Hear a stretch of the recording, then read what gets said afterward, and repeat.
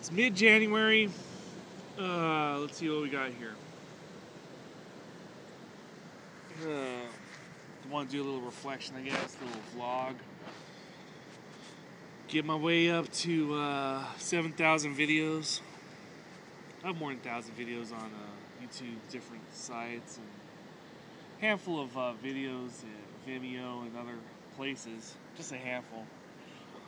But you do a video a day for 20 years, you're gonna get to about 7,000. I figure I could do that.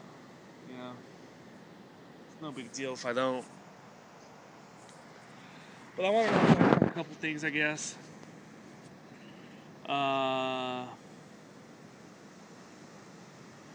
Still trying to, dot the I's and cross the T's for graduation coming up, and gonna buy a cap and gown. Haven't done that since 1995 when I graduated community college. So I still have a few months to get everything in line for that. Kind of want to talk about something that's not gone on so much lately. It's recurring nightmares. I don't know the omen that that's supposed to be if you have like the same nightmare over and over. They say time heals all wounds, but I had this other chat site, Homer Cocktail 076.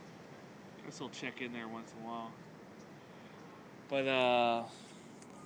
talks about a buffer system. And I think it occurred to me, I wrote a book called Anguish. It's scribd.com/Homer Cocktail. Refers to life getting better. At the beginning, you want to gain friends when you're young in life. Gain friends, right? And the better your friends, the better your life, you think, right? Things go sour. And I talked about parable or metaphor of the Micmac burial grounds from the Stephen King book, Pet Sematary. And relationships are like that, They fizzle, they go bad, right? And it's best not to go there anymore, right? And I talked about a buffer system in maybe a couple of my videos back then. This is right when I started vlogging. And it occurred to me somewhere around 2006, I guess. It's 2011, 5 years later now. That once you have enough good people in your life actually becomes better by shedding people. Shedding people that are, fickle, no-shows, etc. Negative people, basically. And, hey, man, I've done that. I feel generally better. And the nightmares, the recurring nightmares that go with having bad people in your life cease a little bit. And there's a line between dignifying, your enemies and leaving it alone. In the same sense that, why do we study war in history, right? You want to study enough war not to be traumatized, right? Perpetually living nonsensical things over and over, but you want to learn from it so you don't repeat the mistake, right? And the same goes for personal relationships, where you don't got to talk about the worst of your life experiences over and over and over and over either. And that's why I figure, hey, once out of 20 videos or whatever, you can reflect and say, hey, this worked, that worked, this didn't work. But the buffer system definitely works. The buffer system of once you realize someone's antagonistic, you got to find out who supports these people, You might want to take a little time to change things.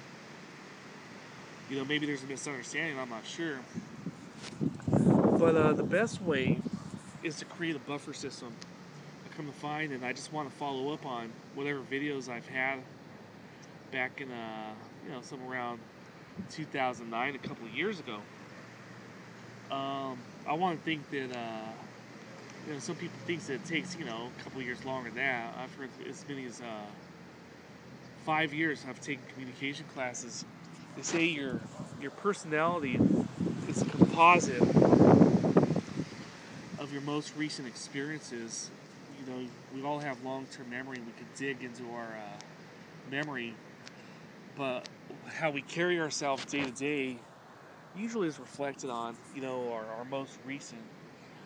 In the class, they say, it's roughly about 5 years about your confidence level, etc., the way you go about life.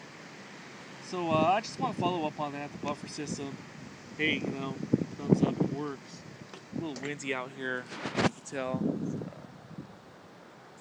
And, I look forward to the future, but once in a while you gotta look back and say, hey, this worked, that didn't work, and, make adjustments. Okay? All right. Yeah, hi!